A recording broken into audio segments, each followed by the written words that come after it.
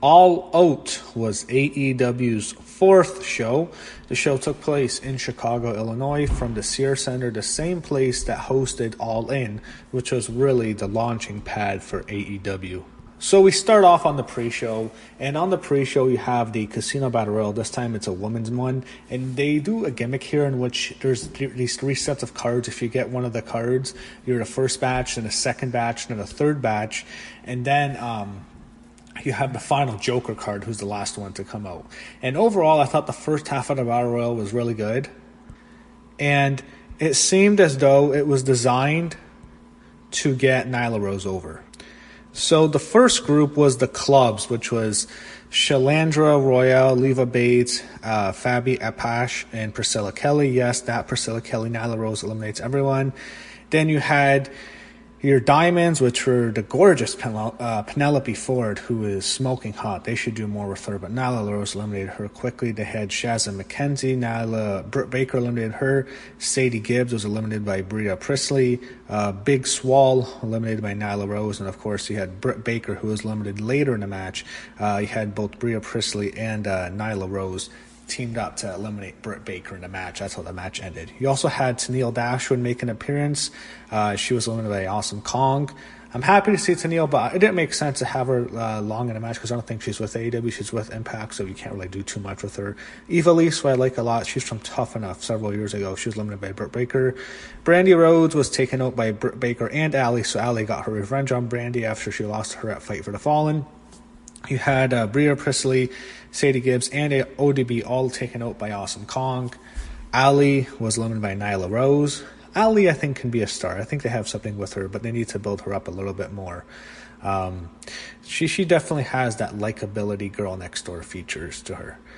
You had Nicole Save was eliminated by Nyla Rose. Teal Piper, who is Roddy Piper's daughter, eliminated by Awesome Kong. ODB was taken out by Britt Baker. Jazz eliminated by Nyla Rose, and Mercedes Martinez, who's the Joker, was eliminated by Britt Baker. So, you know, I thought the clubs, I like the idea of clubs, diamonds, spades, hearts, and Joker.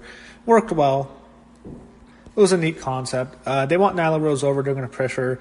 She'll probably win because the first show in Washington, D.C. is AEW's debut, and it's in her hometown, so I see her winning, and they're probably going to want to have a transgender woman or a transgender win the first ever women's title to make a political statement. I'm sure Cody will just love that. Oh, see, there you go, Nazis. You like that? That's what Cody is probably going to think. But definitely to make a political statement. But she had a good showing. She did well here. And I enjoyed the match. I thought it was a fun match. First half was better than the second half. You saw some younger faces, and they brought a lot of veterans. It got slow a bit. But I thought overall the match was decent.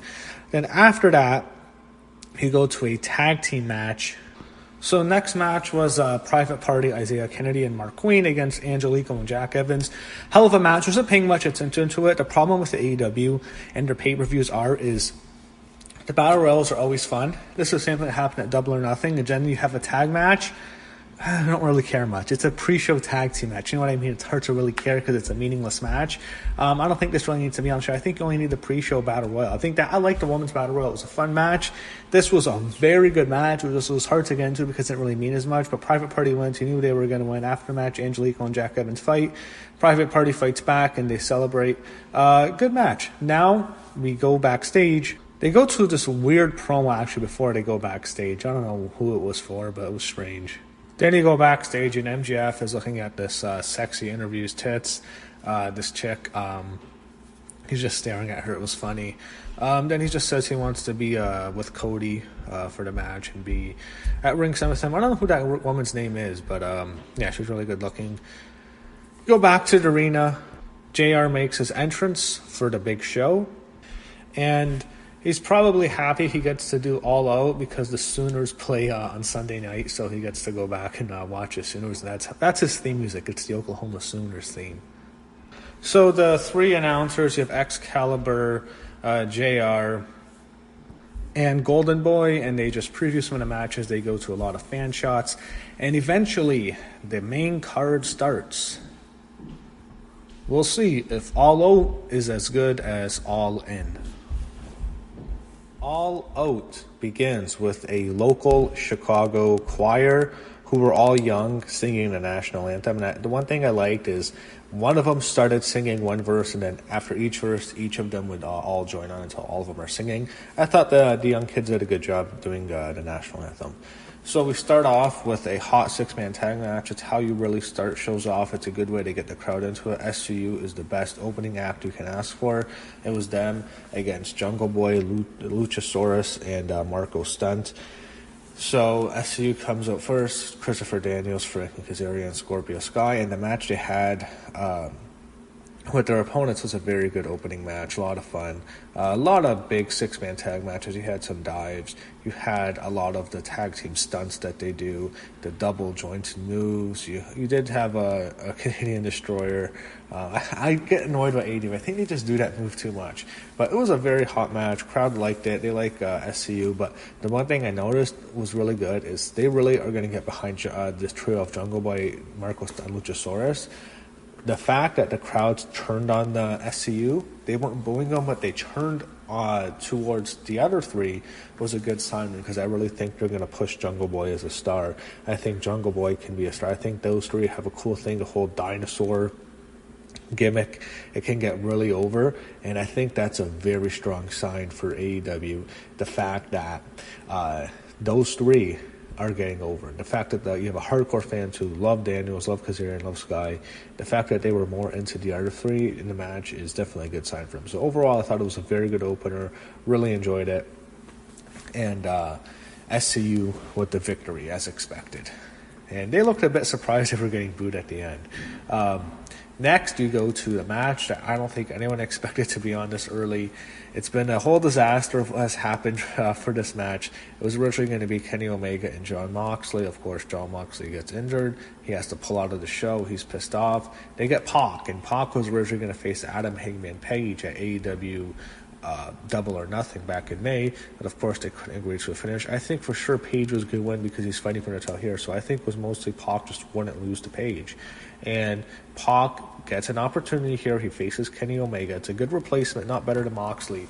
And the match he has with Kenny Omega here is fantastic. It was a great match. You had too much barricade spots, but I thought all of them were done well. You know, earlier Omega throws Pac into a barricade hard, and then Pac does a cool Irish whip into Omega into the barricade, which looked good as well. And then you had a vicious dive by Omega. What he does like a sunset flip over the top rope, a tope over the top rope. And what happens is he does it on the side of a barricade. And whenever guys do topes, they do it during the side to the side of the ring entrance. So you land on the ground. But here he does it really high. He hits Pac, but Omega smashes his own ankle into the ring barricade.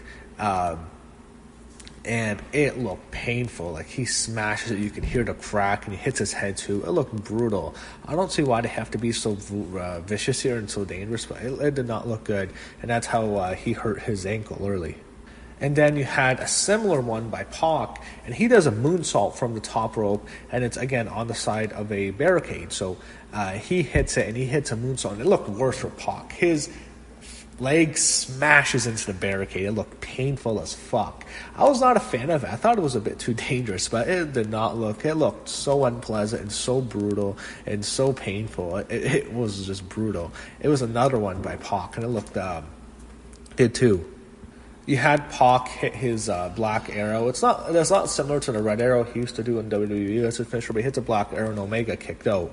Now, I thought some people thought that could be the finish there, but they had Omega kick out. It wasn't the same move. The red arrow looks way better, but the black arrow still looks good. So another thing I liked a lot was they had a lot of good counters, but one of the sickest moves was when they were on the turnbuckle. It was basically Pac sets up for like a Hurricanrana from the top rope. Instead, Omega gets him up, and in that position, he drops down, and Pac gets spiked face first into the top rope, which looked really good as well. I thought that was a good spot. So with Omega, you did have a bit too many V-triggers. It hits a whole bunch. And of course, our great thing with Omega is whenever he loses, he never hits the one Mega Danger. I don't think anyone's ever kicked out, if I'm not mistaken. So in order to protect that move, no one kicks out. And when he's going to lose, he doesn't hit it. And it was a cool ending. So Omega has him up in that position for one winged angel, and said Pac gets his brutalizer submission, which is painful. And what they do is Omega, Pac's hands are back to the back of Omega's head while he has his arms both tied up with his arms and legs. So he's on top of Omega's top of his back. It's a sick looking finisher, and they sell it. They get it over really well. They get Pac over big. The way this was ended, I think Jon Moxley was going to beat Kenny Omega, because I think they're going to do the storyline where Omega is dropping it when he's losing it. He's losing big matches. So I really think Jon Moxley was going to beat Kenny Omega, but instead they gave the big win to Pac, and it's a big spot for Pac. Pac gets Omega in the submission. Omega's refusing to give up, but he slowly fades, and he's out cold. He goes out. Pac defeats Kenny Omega cleanly. Great win. Crowd was stunned. I loved it. I loved it. I thought it was perfect. The fans being so surprised really got Pac over. This was a big win for Pac. And I like how the announcers weren't necessarily shocked, because they really wanted to get Pac over as a top star. This was a big win for him, and he should be in line for a title shot. This was a hell of a matchup. I liked it was early in the show. I think this kind of match wouldn't have been as great later in the show. I think this is the kind of match, the way they're wrestling, to be perfect to have early in the show. And also, there really is an emotional investment, because it's a match that was made on 10 days' notice. So I thought this was great. I enjoyed it a tremendous amount. Big win for Pac, and we'll see what they do next with him. As for Omega, I think he'll still have his match with Moxley, and I think they're going to do a storyline where he's on a losing streak, he can't get his mojo, he's doubting himself, and eventually he makes a great comeback and becomes AEW champion. That shouldn't be down until down the road. And I think Omega's next feud is still with Moxley, and I think Moxley will beat Omega. And as I think, as it had originally been scheduled, I think for sure Jon Moxley would have beaten Kenny Omega. But it's a big win for Pac. Next, we go to a Cracker Barrel clash. That's the match. It's a triple threat Cracker Barrel. Oh my god, I know. It's a strange gimmick. I remember they had the Cracker Barrel last year at All In, but they're doing it again this year. It is what it is. So I was thinking, you start off with Darby Allin, he's the goth, and you have the emo, Jimmy Havoc. And then you have Joey Janela, who's kind of like the stoner of the group. It's high school. You have the emo, the goth, and the stoner. So this was a crazy match. It had too much comedy at the first, and they really couldn't get into it to start. They tie up Jimmy Havoc, and they force him to eat thumbtacks. They forced thumbtacks in his mouth, and they tape it shut, even though it was really botched because they couldn't get the tape up right. You had Jimmy Havoc stapling Joey Janela's head, and then Joey Janela doesn't sell it, which was just ridiculous. And it was strange because you had like this mix of comedy and real wrestling. You had this crazy pile driver to the outside from Janela to Darby Allin, which was really cool, but then you had a lot of comedy mixed in, because every match was like a mix of both. You also had a cool biscuit spot. Man, those biscuits look good. I want to eat Cracker Barrel. They showed some of the food that they serve, like hot mashed potatoes with fried chicken. My God, that looks delicious. And you had some thumbtacks with Joey Janela getting a bad thumbtack spot, and he was bleeding. And then, of course, you had the two Cracker Barrel spots. Darby Allin has the steps outside, and he has Janela, I believe, or it could have been Janela or Havoc on the outside. He grabs a Cracker Barrel, goes to the top rope. He has it behind him on the top rope. He climbs to the back. He basically does this backwards splash with a Cracker Barrel hold behind him, and he goes in and he goes back first. The guy moves and he smashes into the Cracker Barrel. The Cracker Barrel smashes and he gets crushed with his back into the steps, which was really cool. And then they used another Cracker Barrel for the finish. You had a superplex, but it only Jimmy Havoc gives Joey Janela a superplex. Only his leg hits the Cracker Barrel. Then Joey Janela gets smashed through the Cracker Barrel by Jimmy Havoc for the win. So Jimmy Havoc gets the win. He's the emo. I'm not a fan of his. Made that clear, but he gets the win here. So they show their upcoming dates for AEW on TNT. On October 2nd, their debut at Washington, D.C. at the Capital One Arena. Then on October 9th, a week later, they're in Boston at the Agnes Arena. I guess they're not going to go to the TD Garden. 16th, they're in Philadelphia at the Leo Caros Center. And on the 23rd, they're in Pittsburgh at the Peterson Event Center. So they're not running the bigger venues yet. On 30th, they're in Charleston, West Virginia.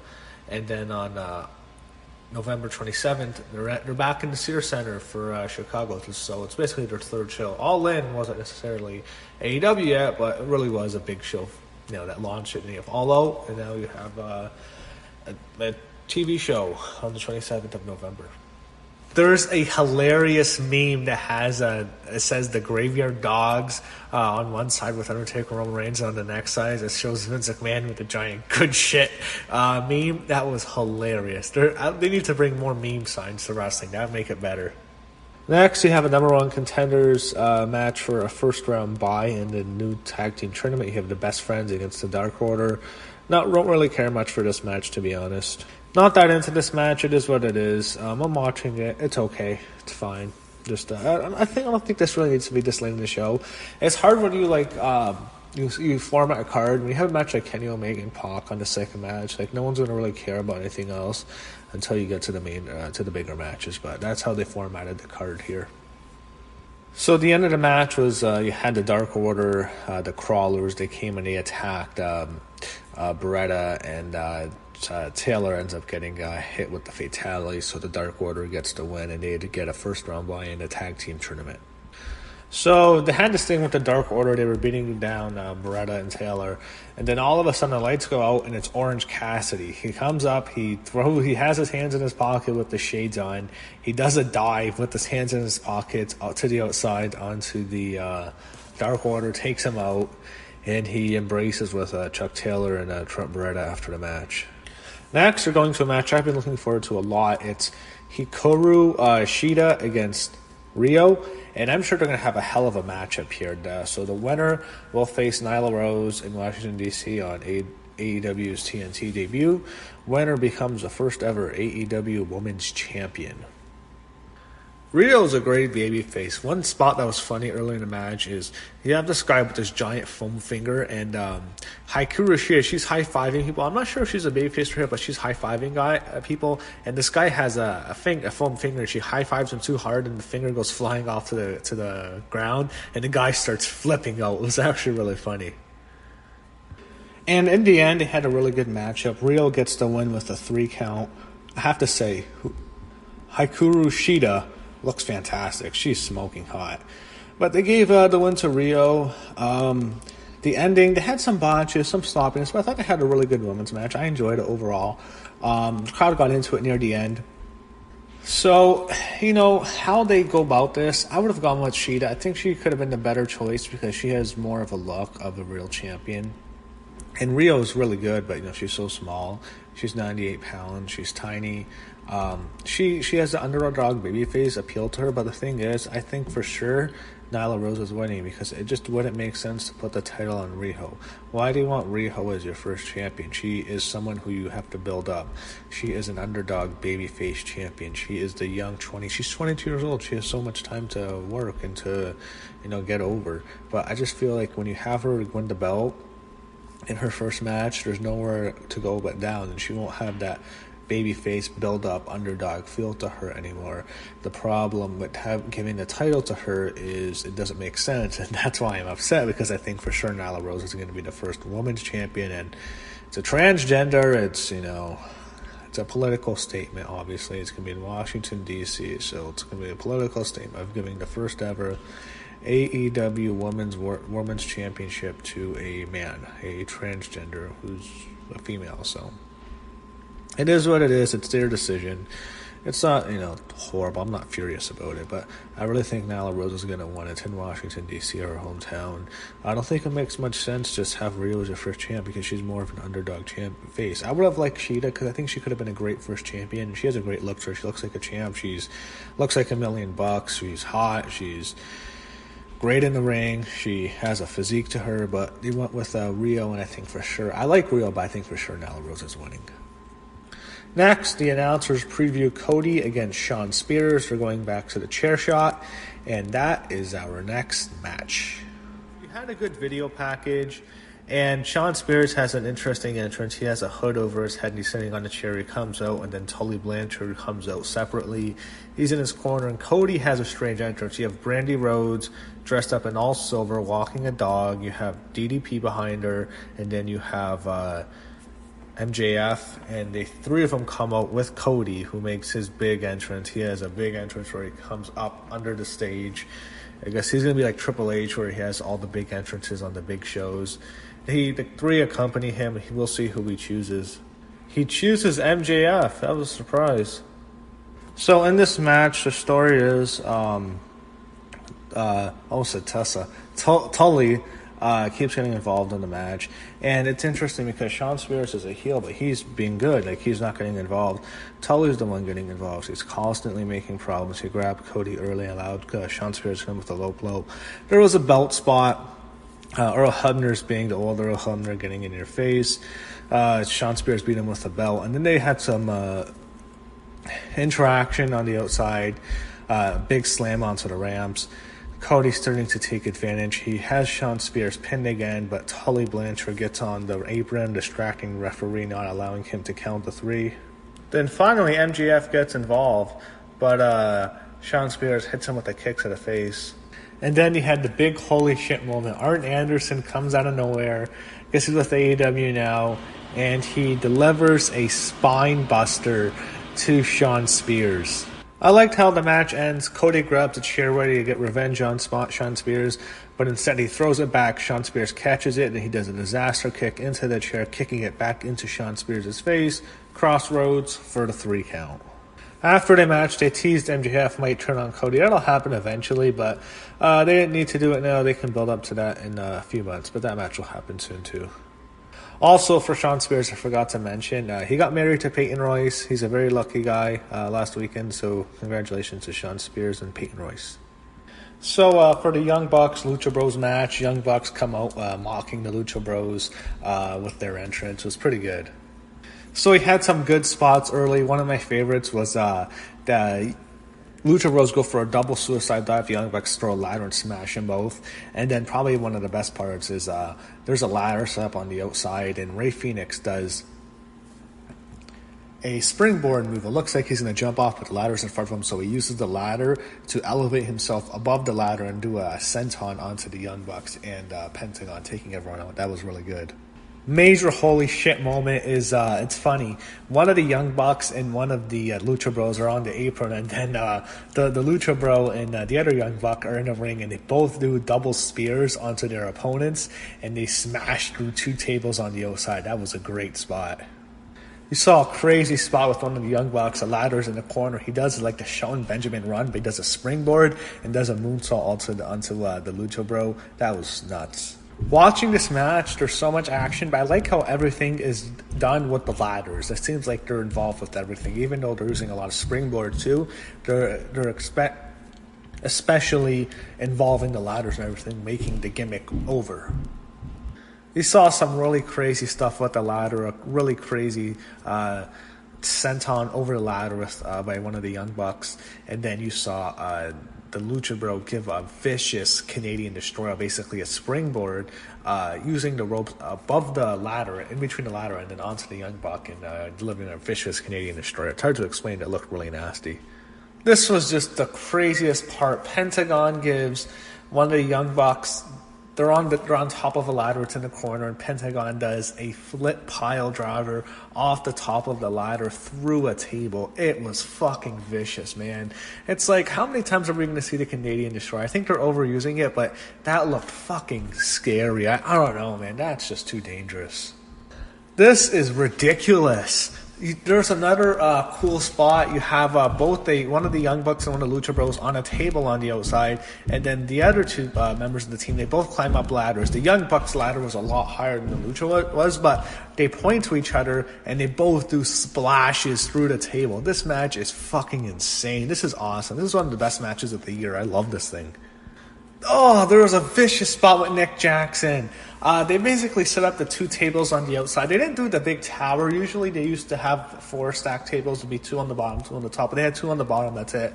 You have he's going for the top. He's going for the belt. And a Lucha Bro pushes him, and then he does a springboard, and he goes like head first through the tables. One of them broke. It looked so nasty and vicious, man. That looked brutal. Holy shit moment. He goes for the mask. Matt rips off one of the Lucha Bros masks. That was kind of crazy. Final spot after Pentagon gets his mask ripped off, he gets it back. Phoenix sets up Nick and Matt, and they do a package pile driver double. You know, one of them gets to the top rope. They do a package driver. He hits it, and they were on top of a ladder, on top of a barricade. So it's a ladder stood up on the barricade, and it looked nasty. It was a spike pile driver right onto the ladder. It looked brutal. Lucha Bros get the victory. They retained their titles. An absolute classic match. Definitely the best match on the show. One of my favorite matches I've seen this year. Then after the match, we have the stupid Dark Order. They attacked the Lucha Bros for a while, and they beat them up. Actually, it wasn't the Dark Order. It was two other guys. I forget their names. I haven't heard from them. I guess they were big deals because the fans went nuts. But it was a great moment for sure. So we now know another AEW show. It won't be for about 2 months. It's on November 9th. You have Full Gear in Baltimore, Maryland. Main event time. We will crown the first ever AEW champion, Chris Jericho versus Adam Hangman Page. He had Adam Page making a big entrance, coming out on a horse like he's a horseman or he's a headless horseman. I'm not sure what it meant, but it was a cool entrance. So in this title match, when Jericho comes out, they do the introduction, and they have the female referee give them the instructions, kind of like a UFC match when they have the referee give them instructions before a title match. They're really trying to get this over. So one thing I like is how JR explains Adam Page is younger than the amount of time that Adam Page has been alive for less time than Jericho has been wrestling. Jericho's been wrestling for 29 years. Page has been alive for 28 years. So good way to explain the difference of experience. There was a cool spot earlier when Adam Page does like the shooting star press from the apron, and then Jericho catches him into a code breaker. He didn't get all the way, but it still looked really cool. So during the match, you have a blood spot. Jericho's busted open pretty hard. It's not like, dust and blood, but it looks like AEW is going to just, they're going to be very open. They're going to use blood, which is great. He had a cool interaction with Jericho and the female referee. She's slapping him, and he hits her, and she's standing up to him. There was a really good spot. Hangman does a springboard into the ring where he does a flip. He gets caught immediately into a code breaker. That was a great spot, but Hangman kicks out. They ended up having a very tough physical main event. It was an old school main event. A lot of hard-hitting action. You had some blood. They beat each other up. A lot of... it felt like a war. It felt like a battle. It felt like the end of a war of nutrition at the end of who would come on top. There were some good spots. Page hit his finisher, which is the kind of like a back body drop pile driver, if you would call it. He almost had Jericho. Jericho kicked out. Liked the ending a lot. He goes for it again. Jericho gets a backslide, and they get back up. Page goes for to hit Jericho with a clothesline. Jericho spins and does the Judas effect, which was great. Knocks out Adam Page. 1, 2, 3. Chris Jericho is your first AEW World Champion. Overall, it was a great show. A hell of a show. Really enjoyed it. Favorite match would probably be the ladder match, followed by Omega Pac, followed by the main event. You had one match was great. I'd call Omega Pac great, and I'd call Jericho Hangman Page close to great, very good at the minimum. So that really delivered. Unfortunately, Moxley, that thing happened, that fell through. It hurt the show a bit, but you still had a very entertaining show throughout. Nothing really bad. I'd say it was a great show. I'd say I'd probably like it a little bit better than Double or Nothing. I think it's AEW's best show. I don't think it's better than All In. I still like All In the best. But I'd say it was the best show for the AEW official banner. It's the best show they've done. I thought it's even better than Double or Nothing. So 2 thumbs out. Really enjoyed All Out. Great show.